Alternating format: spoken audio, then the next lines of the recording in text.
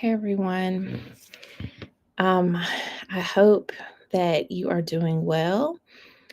Considering the situations that are happening around the country, particularly as it relates to Black women. I do want to acknowledge that this has been a tough year. It has been a tough 2024 thus far, particularly for those of us who are working in higher education and those of us who are um, connecting to situations and places that aren't always healthy for us. I just want to give you a few moments just to come into the room and hopefully just have a space to unwind and to engage.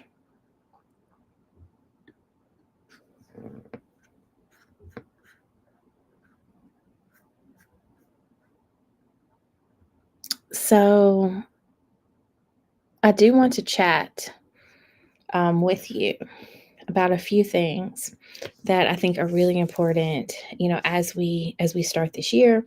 For those of you who don't know me, I am Dr. Monica Cox, and I am a professor. I'm also a CEO, and I'm someone who really believes in engaging in workplace healing and making sure that we are in positions where we can thrive. So, this is the first LinkedIn Live that I have done. So, please give me just a little bit of grace as I engage today and um, just see who is in the room with me.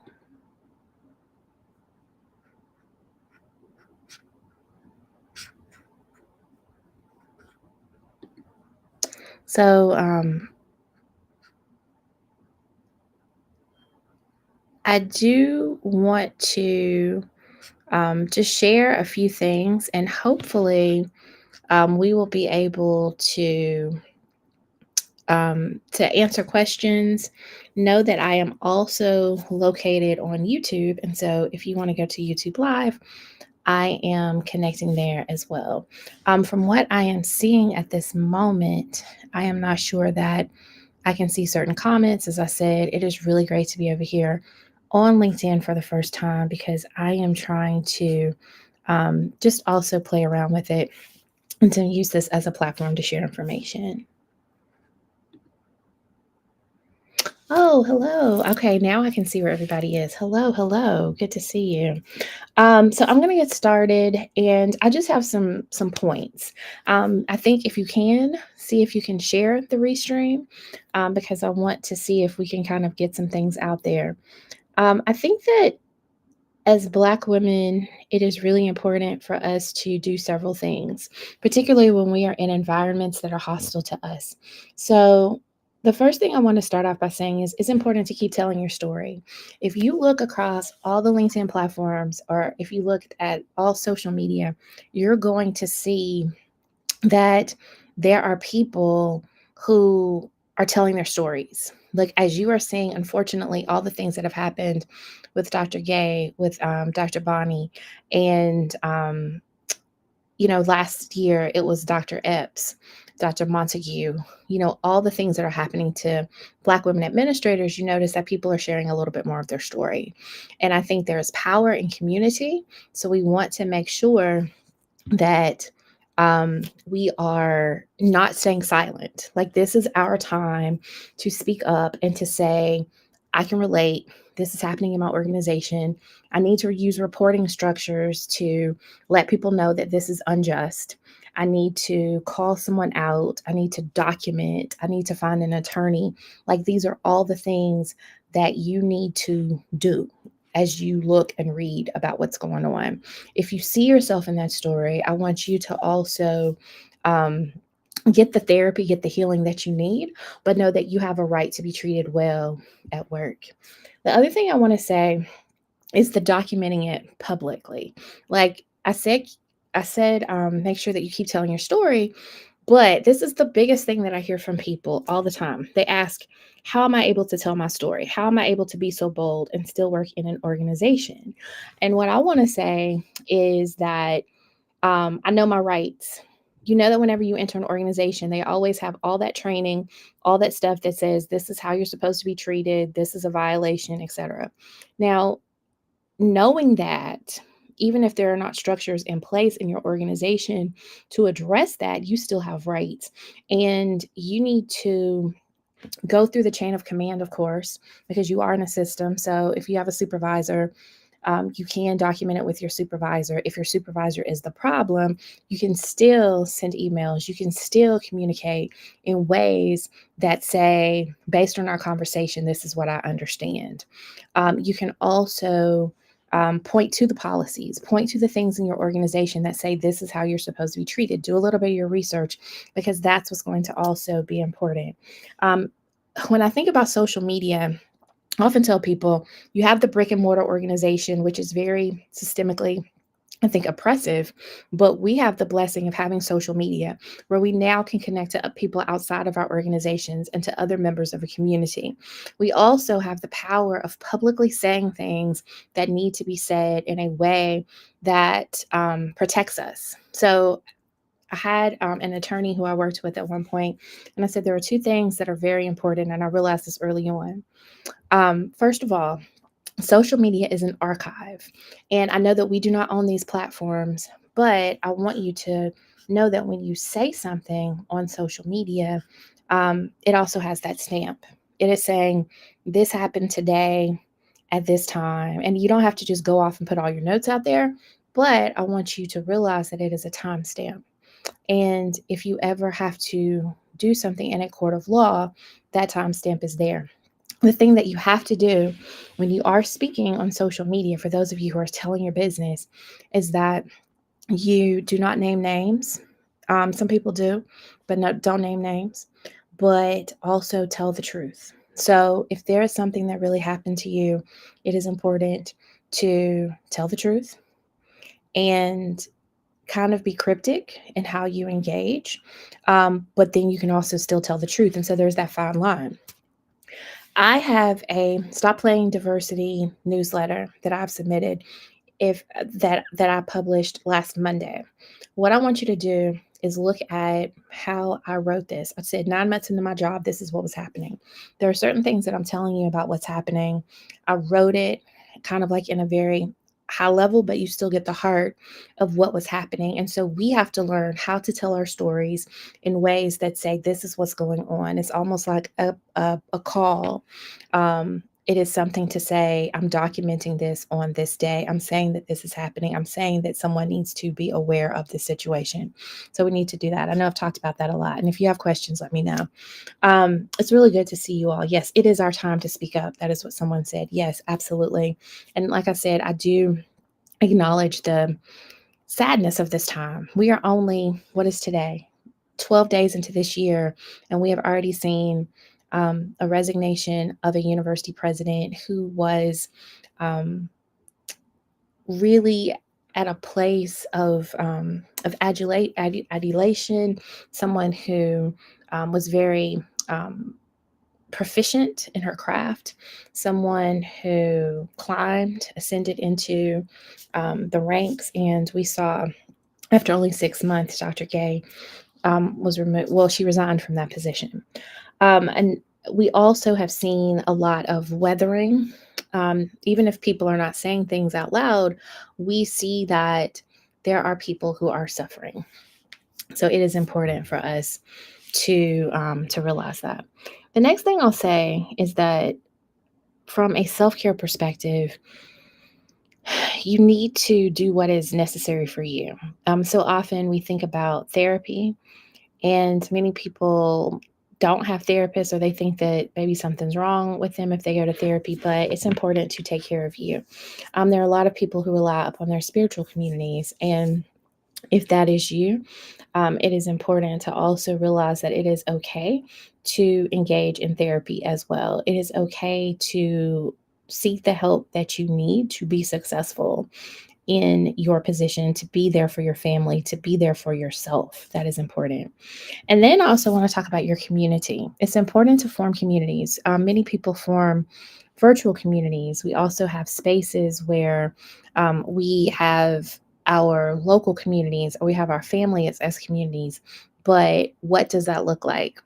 How do we engage? How do we share with them the situations that we are going through, um, as we heal? That is something that many people have issues with, particularly professional women. Like, everyone may not know what we're going through. If you're the first in your family to be a professor, if you're the first in your family to do something, then people may not understand that stress, but you have to find a way to connect with people who can engage with you, people who can support you as you need to be supported, even if a position is very difficult. So I just wanted to get on here and say that you are not alone. And I think that's what you will see across social media. You are not alone. If you're going through something, you do not have to go through it by yourself. If you have been gaslighted, um, then know that that is unacceptable and that you have a right to follow policies and speak up and do things that you need to do. If you um, just feel violated at work, that is unacceptable also. You have a right for basic things. And I told my husband this today. We think about um, safety. I want you to go back. We're going to have just like a common sense moment for just a moment, a common sense moment. Let me tell you what you deserve. You deserve to be safe. That means that when you go to work, you should not be looking over your shoulder, trying to be like, oh my gosh, what's going to happen? Is somebody coming for me? Emotionally, mentally, physically, etc. You deserve to be safe. 2, you deserve to be heard.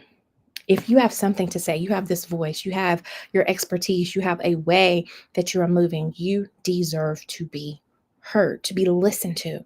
If you say that something is wrong, if you say that you're in pain, if you say that something bothered you and that it is keeping you from doing your job, then you deserve to be heard. And if one person does not respond to you, then go to another person, go to a third person, to go to a fourth person. You shake that place up because they need to understand that something is wrong. And I know that it is scary in the moment to say, am I the only one who's seeing this? Am I the only one that's going to speak out? I know it's hard. Let me tell you, as one of the people who's had to do that, you're the one who has to rest at night.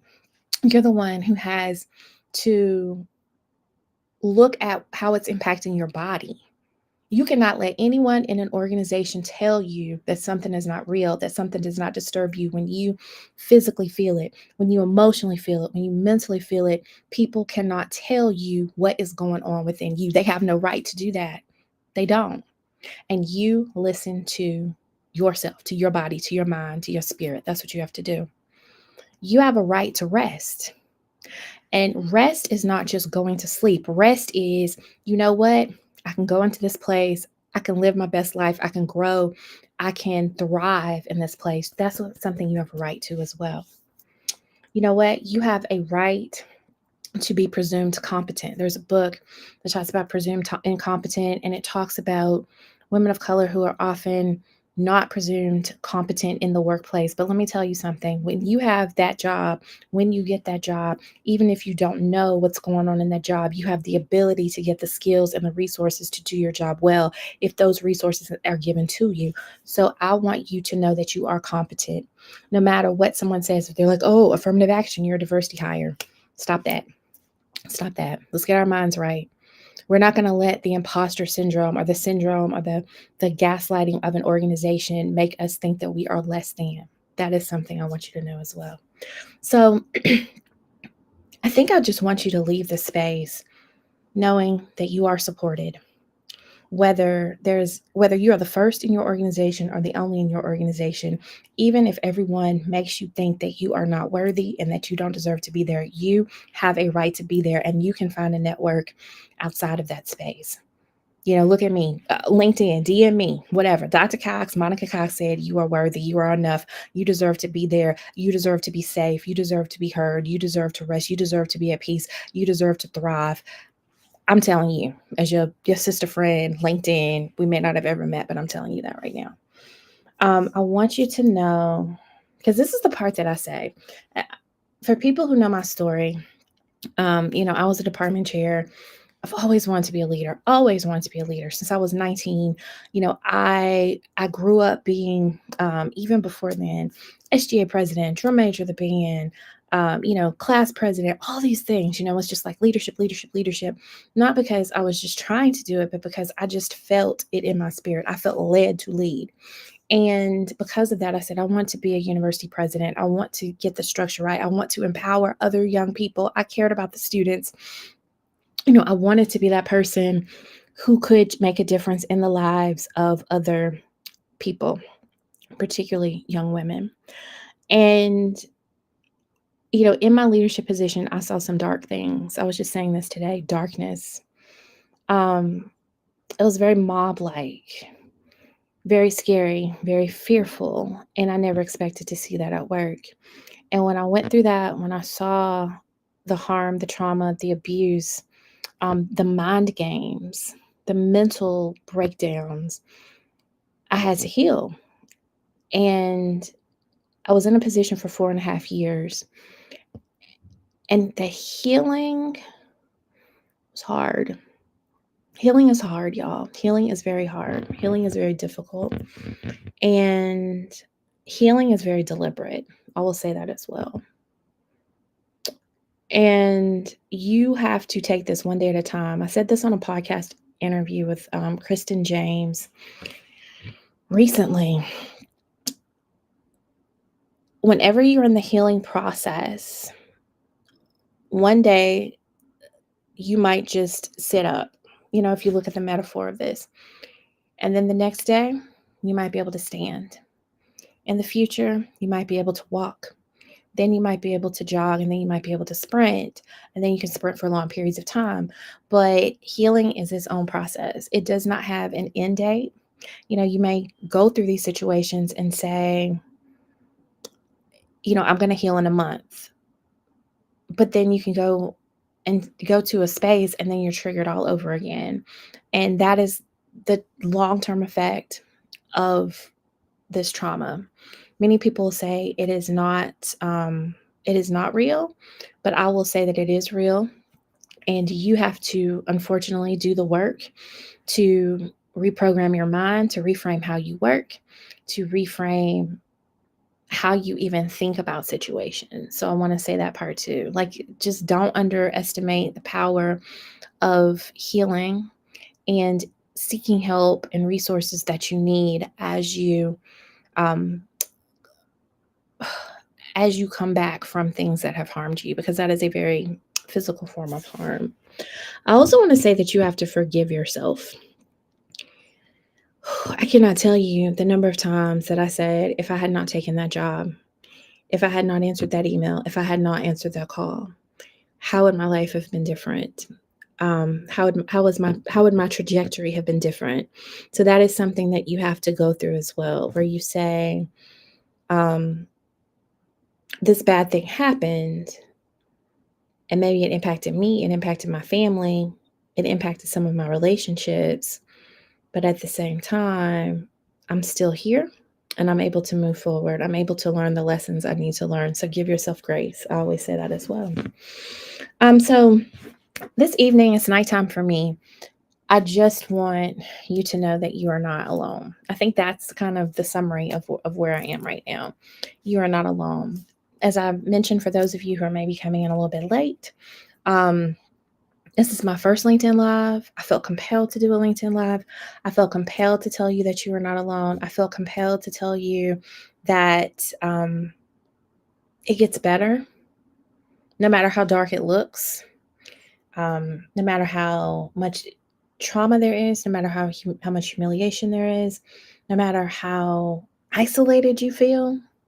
There's still that possibility to reinvent. There's a possibility to reconnect. There's the possibility of starting over, of redefining those areas in your life that you thought you could not. So this is just about hope, y'all. This is about taking it from somebody who went through the stuff for a long time, in the midst of grief, physical, like grief, losing my parents, in the midst of just so much sadness. But there is so much hope. There is so much possibility. The days do get better.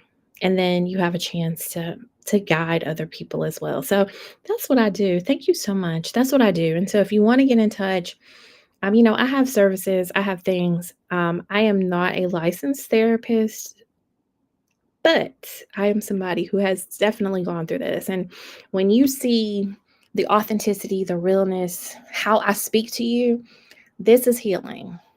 This is healing. And yes, this is what it looks like.